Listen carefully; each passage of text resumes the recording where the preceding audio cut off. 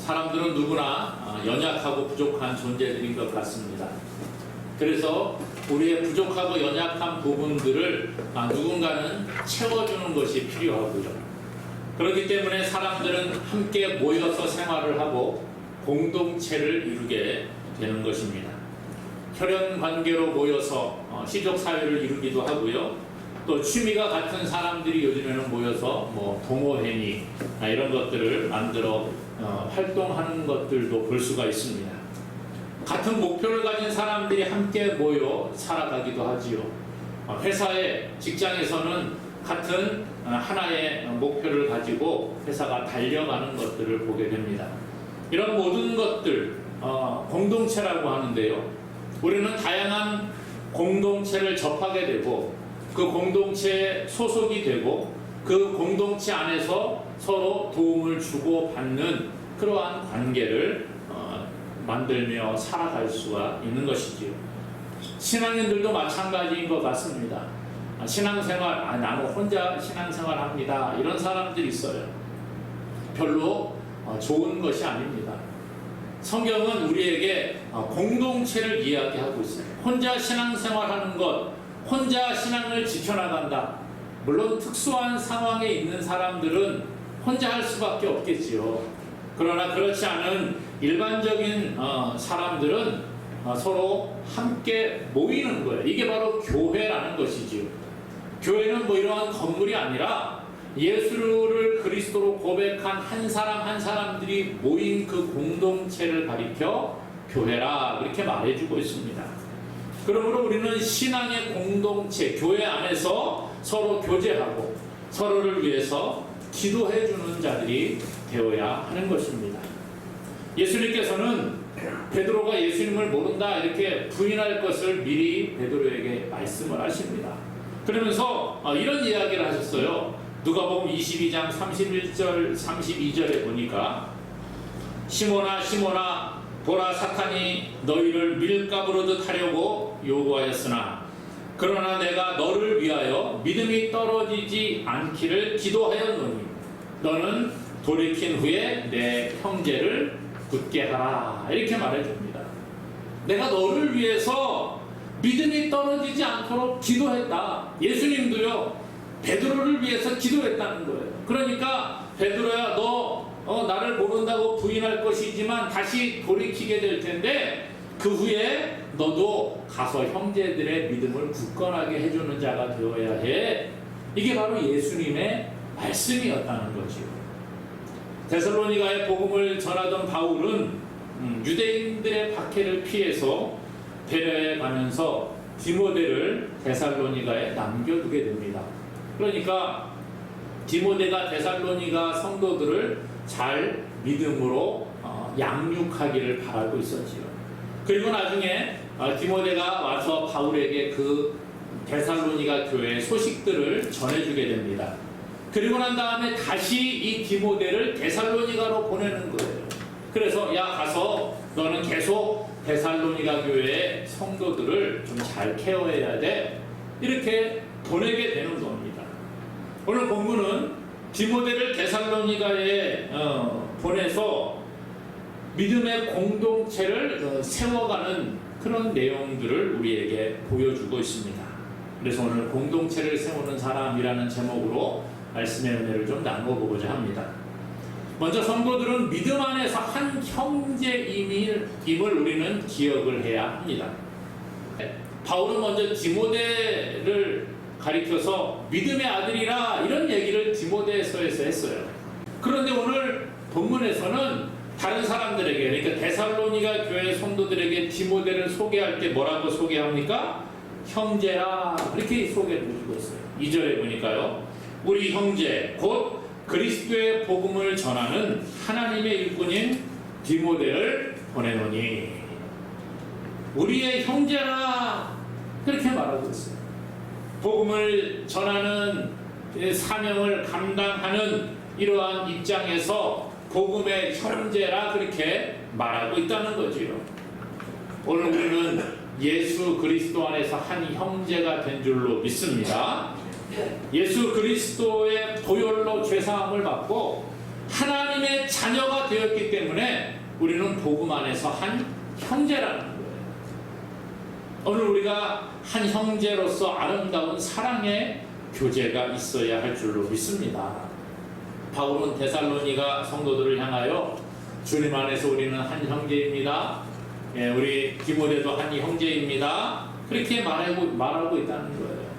그러면서 내가 여러분들과 함께 얼굴을 맞대고 그렇게 사랑의 교제를 나누기를 원합니다. 그러나 환경이 우리를 갈라놓아서 서로 만날 수는 없습니다. 그래서 내가 생각하고 참다 못해서 여러분들에게 디모데를 보내니까 여러분 디모데와 함께 믿음을 잘 키워가시기 바랍니다. 이렇게 고백을 하고 있다는 거예요. 믿음의 형제들을 향하여 얼마나 보고 싶은 마음이 있었겠어요. 데살로니가의 복음을 전하고 그들이 믿음으로 잘 커나가기를 바울은 원했는데 서로 얼굴을 마주 대하면서 만날 수 없는 상황이 되었다는 거예요. 그래서 1절에 이렇게 말합니다. 이러므로 우리가 참다 못하여 우리만 아테네에 머물기를 좋게 생각하고, 아테네에 머물러 있는데 야 빨리 가야지, 데살로니가에 가서 저들을 만나야지, 그런 마음이 있었어요. 그런데 환경이 갈 수 없는 환경을 만들어 놓은 거지요. 그러니까 야 빨리 가야 되는데 막 이러다가 안 되니까 어떻게 해요? 참다 못해서 우리는 아테네에 머물러 있지만 우리의 형제인 디모데를 여러분들에게 보내어서 여러분들과 함께 교제하기 원합니다. 이렇게 말하고 있어요. 예수 그리스도 안에서 한 형제로서 얼마나 그들을 생각하고 사랑하고 있는가를 잘 나타내 보여주고 있다는 것이죠. 사랑하는 여러분, 오늘 우리는 한 형제인 줄로 믿으시기를 바랍니다. 오늘 주님 안에서 같은 한 가족이라는 거예요. 그러므로 함께 형제의 사랑을 나누고 서로를 생각하는 자가 되어야 합니다. 말로만 아이고 형제님, 아이고 자매님, 우리 예수 믿는 믿음의 사람들입니다, 그렇게 말하는 게 아니라 정말 우리의 마음으로, 우리의 행동으로 사랑을 나누는 자가 되어야 합니다. 슬픔이 있는 자들에게 슬픔을 함께 나누고 위로해주고, 기쁜 소식을 가진 자들의 그 기쁜 소식을 같이 나누어 기뻐해 줄 수 있고, 서로의 부족함을 채워줄 수 있는 저와 여러분 되기를 주님의 이름으로 간절히 소망합니다. 오늘 성도는 하나님의 일꾼임을 또한 이야기해 주고 있습니다. 디모데는 교회에 유익을 끼치는 하나님의 일꾼이라는 거죠. 하나님을 섬기는 자, 교회를 섬기는 일꾼, 복음의 사명을 맡은 사람, 이러한 뜻이 있다는 거예요. 우리 2절에 보니까 이렇게 말합니다. 우리 형제 곧 그리스도의 복음을 전하는 하나님의 일꾼인 디모데를 보내노니, 디모데를 향하여 우리 형제일 뿐만 아니라 그리스도의 복음을 전하는 하나님의 일꾼이라, 그렇게 말하고 있어요. 오늘 우리는 하나님의 일꾼으로 부름받은 줄로 믿습니다. 일꾼이 할 일이 뭐예요? 일꾼은 무언가 일을 하는 사람을 일꾼이라고 하는데, 우리는 일꾼으로 부름받았는데 무슨 일을 해야 돼요? 그리스도의 복음을 전하는 일꾼이라, 그렇게 말해주고 있는 거죠. 복음을 전하는 일꾼. 오늘 우리는 하나님의 복음을 전하는 일꾼으로 부름을 받았습니다. 하나님의 자녀로서 우리가 세상 가운데 어떤 일을 해야 하는가를 가르쳐주고 있는 거예요. 우리가 세상에서 예수 그리스도의 복음을 전하고 세상 가운데에 주님의 나라가 확장되어지는 일에 사용받는 그런 일꾼이 되기를 하나님은 원하고 계시는 겁니다. 그러므로 오늘 우리는 우리에게 맡겨준 일을 잘 충성스럽게 감당하는 자가 되어야 합니다. 세상 가운데에서 예수 그리스도의 복음을 전하는 일꾼으로의 삶을 살아가야 하는 것이지요. 그러므로 오늘 우리에게 맡겨준 일이 무엇인가, 이것을 잘 기억하시기 바라요. 오늘 나는 그리스도의 복음을 전하는 일꾼이라는 믿음이 있기를 원합니다. 그래서 우리의 가정에서, 내가 있는 일터에서, 내가 생활하는 환경 가운데에서 일꾼의 사명을 잘 감당할 수 있는 저와 여러분 되기를 주님의 이름으로 간절히 축원합니다. 그러면 이런 형제요 하나님의 일꾼인 디모데를 데살로니가에 보내는 이유가 무엇입니까? 그 이유는 바로 믿음의 공동체를 세우기 위함이라는 거예요. 그래서 오늘 바울은요, 가는 곳마다 믿음의 공동체를 세우려고 노력을 했고, 떠나온 그곳에 다시 하나님의 사람들을 보내서 믿음의 공동체를 세우는 일들을 하기 시작을 합니다. 그래서 오늘 바울은 디모데를 데살로니가 교회에 보내면서 믿음의 공동체를 굳건하게 하도록 그렇게 만들고 있습니다. 믿음의 공동체를 굳건하게 하는 자가 우리가 되어야 한다라는 거죠. 데살로니가 교회는 사실 신앙생활하기 쉬운 교회가 아니었습니다. 데살로니가 성도들이 신앙생활을 할 때 많은 어려움들이 있었다는 거예요. 많은 힘든 부분들이 있었다는 거예요. 그래서 그들의 믿음이 흔들리지 않고 굳건하게 세워질 수 있도록 하기 위해 믿음의 형제인 디모데를 보내게 됩니다. 우리 2절 말씀 같이 한번 읽어볼까요? 2절 시작. 우리 형제 곧 그리스도의 복음을 전하는 하나님의 일꾼인 디모데를 보내노니 이는 너희를 굳건하게 하고, 어떻게 한다고요? 굳건하게 한다. 3절에는 보니까 아무도 이 여러 환난 중에 흔들리지 않게 하려 함이라. 우리가 이것을 위하여 세움 받은 줄을 너희가 친히 알리라. 이렇게 말해주고 있어요. 오늘 우리가 하나님의 그 믿음을 받은 복음을 받은 자들로서 하나님의 복음을 전해야 될 사명자로서 그들의 믿음을 굳건하게 하기 위해 디모데를 보낸다. 그렇게 바울은 말해주고 있다는 거예요. 데살로니가 교회는 여러 환난 중에 있었습니다. 교회를 향하여 많은 어려운 박해가 찾아왔다는 거예요. 육신적으로 보면 데살로니가 성도들이 유대인들의 박해가 있습니다. 또 데살로니가 동족들의 박해가 있었습니다. 유대인들이 데살로니가에 가서 예수 그리스도를 믿는 사람들에게 복음을 왜곡시키는 그런 일들을 했어요. 바울은 데살로니가의 복음을 전하면서 예수 그리스도를 믿는 믿음이 여러분을 구원에 이르게 할 것입니다 라고 가르쳤습니다. 예수 그리스도의 십자가의 복음을 믿는 그 믿음이 구원을 얻게 한다는 거예요. 그런데 유대인들이 찾아와서 말합니다. 여러분, 예수님을 믿어서만 구원받을 수가 없습니다. 할례를 받아야 합니다. 율법을 지켜야 합니다. 그렇지 않으면 여러분들은 구원 백성이 되지 못합니다. 이렇게 가르쳤다는 거예요. 그러니까 머리에 막 혼란이 나타나는 겁니다.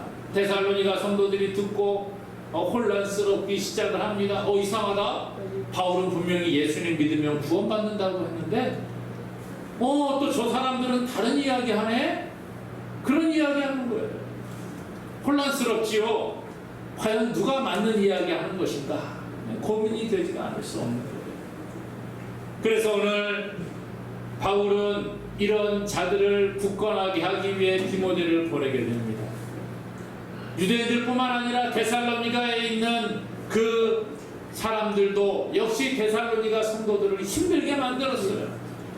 야, 뭐 너희들은 왜 우리하고 다른 신을 섬기냐? 이렇게 막 박해를 하기 시작을 하는 거죠. 데살로니가에 섬기던 신들이 있는데 그런 것을 버리고 예수 그리스도를 신으로 섬긴다고 하니까 옆에 있는 동네 사람들이 또 막 괴롭게 만드는 겁니다.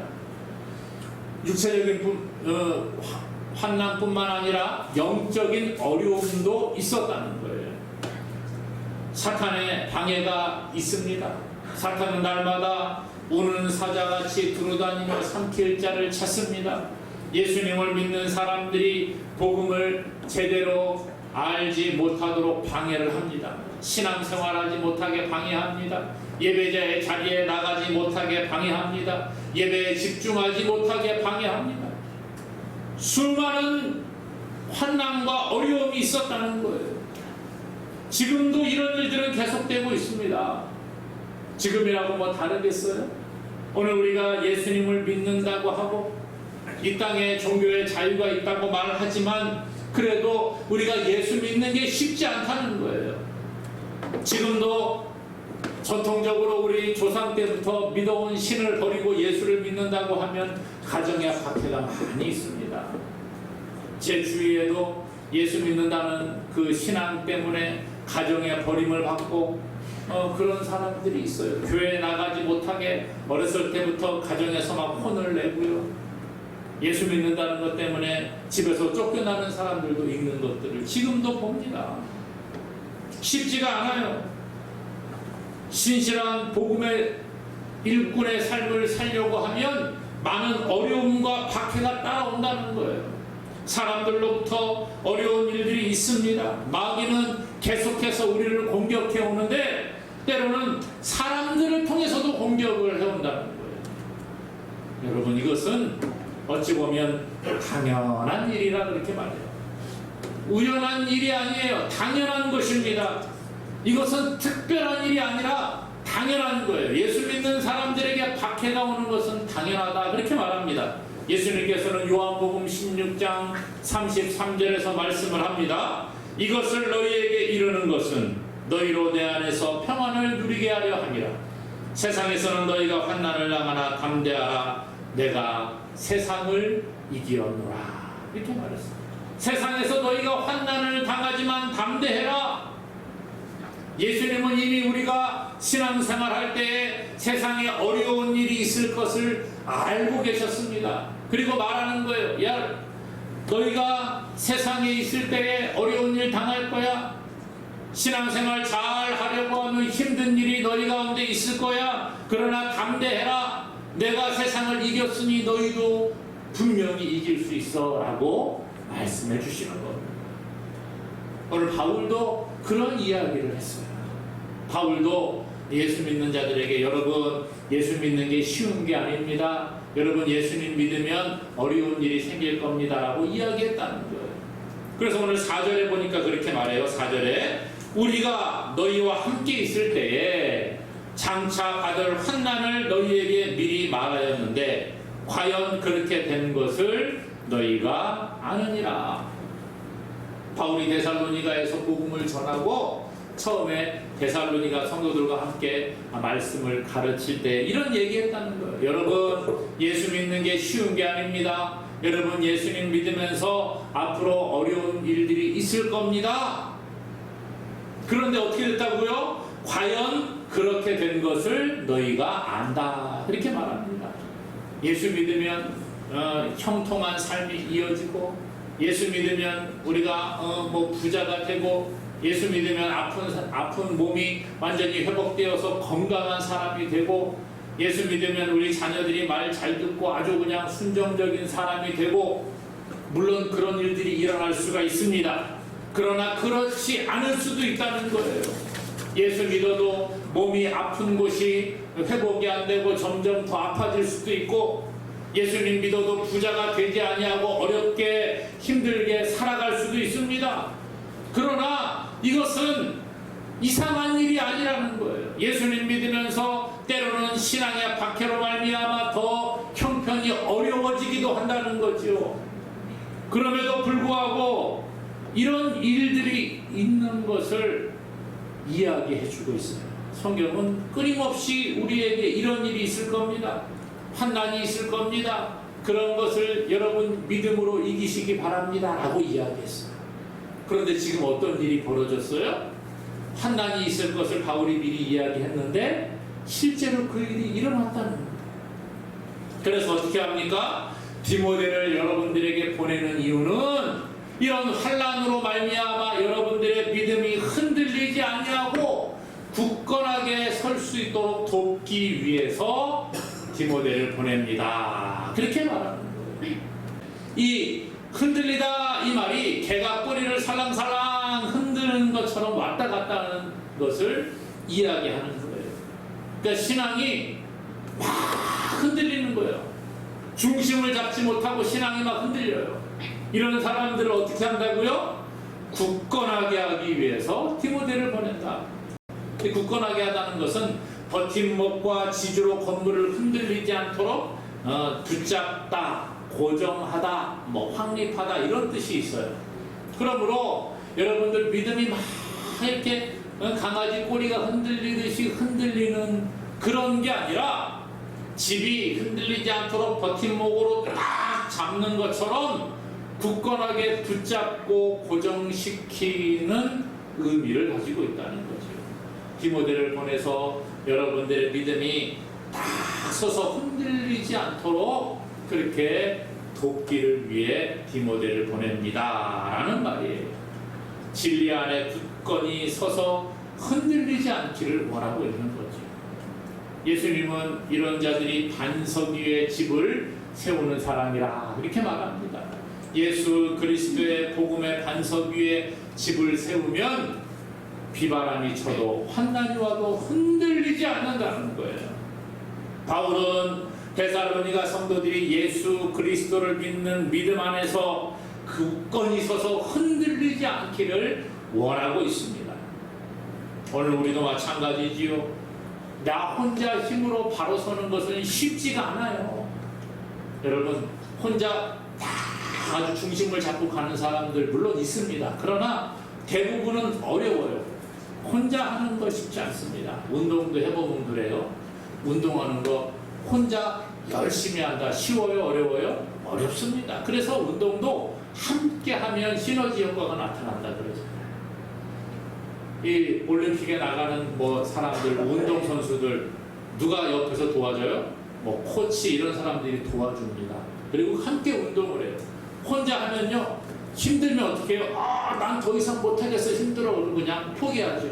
근데 옆에 돕는 사람 코치가 막 있어갖고 시키는 거예요. 자, 한 번만 더, 세 번만 더, 자 조금만 더 하세요. 힘내세요. 할 수 있습니다. 옆에서 막 그렇게 하면 정말 젖 먹던 힘까지도 짜가지고 마지막까지 하는 거예요. 그럴 때에 그 단계를 넘어갈 때에 한 단계 올라서게 되는 겁니다. 오늘 신앙인들도 마찬가지예요. 우리가 혼자 있으면 자꾸 쓰러지고 넘어지고 그렇게 돼요. 그러나 하나님이 왜 우리를 교회 공동체로 부르십니까? 나 혼자는 자꾸 딴 생각이 나고 나 혼자는 자꾸 막 교회 가기 싫어지고 그럴 때에 같이 신앙의 공동체로서 우리를 묶어놓으면 아이고 오늘은 교회 별로 안 가고 싶은데 그래도 그 권사님이 다음 주에 또 봅시다 그랬으니까 또 보러 가야지 생각이 나는 거예요. 아이고 반가운 얼굴 지난주에 못 봤는데 이번 주에는 한번 보고 싶다 한번 가볼까 이런 생각이 나도록 그렇게 서로 돕는 거예요. 이게 바로 신앙 공동체라는 것입니다. 오늘 때로는 세상에서 우리가 환난이 찾아오기도 합니다. 직장 생활 하다가 보면 얼마나 힘든 일이 많이 있어요. 직장인들이 맨날 입에 달고 사는 게 뭐예요? 아유, 일이 들어오면 맨날 때려쳐야지. 맨날 이거 달고 산다 그러잖아요. 그래놓고서도 또 목구멍이 포도청이라고 그 다음날 일어나면 아이고 그래도 또 가야지. 우리 가정을 먹여 살리고 내가 생활을 하지. 그러고 가는 거예요. 이런 어려운 일 있지 않습니까? 때로는 가족들이 힘들게 합니다. 네? 자녀들이 우리의 마음을 편하게 하면 좋을 텐데 말 잘 듣던 자녀들이 어느 날 갑자기 삐뚤게 나가고 마음을 막 흔들어 놓습니다. 그러면 괴롭지요. 이게 우리의 모습이라는 거예요. 인생이라는 거예요. 신앙생활 한다고 해서 우리가 날마다 행복하면 얼마나 좋겠어요. 그런데 안 그런 거예요. 몸이 아프면 신앙생활 하는 사람도 괴롭습니다. 힘들어요. 쉬고 싶고 아무것도 하기 싫고 아무리 믿음이 좋은 사람이라고 할지라도 가정에서 자녀들이 부모님이 식구들이 막 우리를 힘들게 하면 마음이 괴로운 일이 생기는 거예요. 하나님께 나가서 기도하지만 인간이니까 또 기도가 안 되고 괴로울 때가 있잖아요. 그럴 때 어떻게 합니까? 그래도 믿음의 공동체 안에 나오는 거예요. 그래서 서로 도와주고 도움 받을 때 우리 믿음이 굳게 서는 줄로 믿습니다. 마귀는요, 사람을 통해서 우리를 공격해 오는 거예요. 환경을 통해 우리를 공격해 오는 거예요. 세상의 직장 동료들을 통해서, 우리 가정에 있는 식구들을 통해서, 우리 주변에 있는 이웃들을 통해서 우리를 공격해 옵니다. 그 사람들이 마귀가 아니에요. 그러나 그 사람을 유혹을 해서, 마귀가 유혹을 해서 우리를 자꾸 공격을 해오는 거예요. 자꾸 쑤시는 거예요. 흔들리게 만들고 넘어지게 만들어요. 그러나 오늘 주님은 우리에게 말씀하시죠. 오늘 바울도 디모데를 데살로니가에 보내서 그들이 흔들리는 믿음을 굳건하게 하려고 했습니다. 오늘 우리도 마찬가지예요. 서로 함께 교회에 모여서 우리가 믿음이 흔들릴 때 서로가 서로를 붙잡아주고 서로가 서로를 위해 기도해 줌으로 말미암아 믿음이 굳건하여지고 믿음의 선한 싸움을 싸우고 영생을 취하는 저와 여러분 될 수 있기를 주님의 이름으로 축원합니다. 믿음의 공동체, 이들을 어떻게 세워갈 수 있습니까? 공동체를 믿음 안에서 우리가 위로할 때에 믿음의 공동체가 세워지는 거예요. 그러므로 공동체를 믿음 안에서 위로하는 자가 될 수 있기를 원합니다. 오늘 바울은요, 이 데살로니가의 디모데를 보내서 믿음 안에서 위로를 해주고 있습니다. 박해와 환난 중에 있는 자들, 그들에게 위로가 필요하지요. 여러분, 박해를 이겨야 합니다. 왜 그거를 못 이기고 막 그럽니까? 맨날 혼만 내면 되겠어요? 힘들어서 막 쓰러지는 사람한테 너는 왜 그것도 못 버티고 말이야? 그렇게 약해서 되겠어? 막 이러면 더 힘들겠죠. 그때 필요한 게 뭐예요? 위로가 필요한 거예요. 위로. 성도 간에 서로 믿음의 위로가 있기를 원합니다. 바울은 디모데를 보내서 그들을 믿음에 굳게 서도록 도와줄 뿐만 아니라 그들이 믿음 안에 굳게 설 수 있도록 위로하고 회복을 주고 있다는 거예요. 그래서 2절에 이렇게 말하죠. 우리 형제 곧 그리스도의 복음을 전하는 하나님의 일꾼인 디모데를 보내노니 이는 너희를 굳건하게 하고 너희 믿음에 대하여 위로함으로 위로한다, 그렇게 말합니다. 위로를 통해서 아무도 환난 중에서 흔들리지 않게 하려 함이라. 이것을 위해 우리가 세움을 받았다, 그렇게 고백을 합니다. 그러므로 믿음의 공동체를 세우는 자는 서로가 믿음 안에서 위로하는 자가 되어야 할 줄로 믿습니다.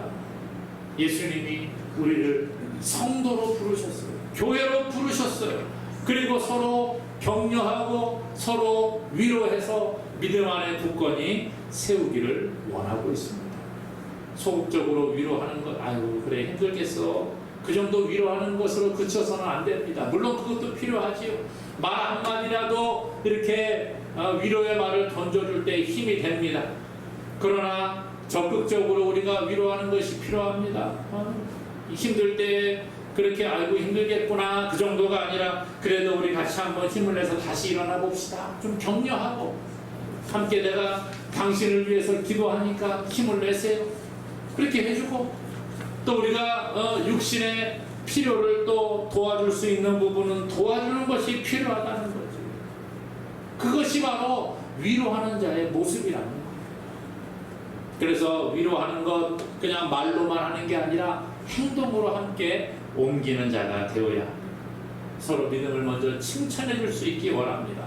아, 당신 믿음이 참 그래도 훌륭합니다. 이렇게 교회 나와서 예배하는 것이 여러분 얼마나 훌륭한 믿음입니까? 그런 고백이 있어야 돼요. 서로가 믿음을 칭찬하고 서로가 서로를 위로해 줄 때 우리의 믿음의 회복이, 우리 믿음이 그리스도 예수 안에서 굳건히 서게 될 줄로 믿습니다. 그러므로 사랑하는 여러분, 하나님이 분명히 우리를 통해 일하실 것을 기대하고 소망하시기 바랍니다. 내가 힘이 없다고요? 괜찮습니다. 우리를 통해서 일하시는 분이 누구예요? 하나님 아버지세요. 그러니까 우리는 도구로 쓰임 받기만 하면 되는 거예요. 환경이 어렵다고 포기하지 마시기 바랍니다. 함께 우리를 교회로 부르셨어요. 믿음의 공동체로 부르셨어요. 그러므로 서로 위로해주고 서로 격려해주고, 그래서 서로가 믿음에 굳게 서서 흔들리지 아니하는 아름다운 믿음의 공동체를 이루어가는 저와 여러분 되기를 주님의 이름으로 간절히 축원합니다.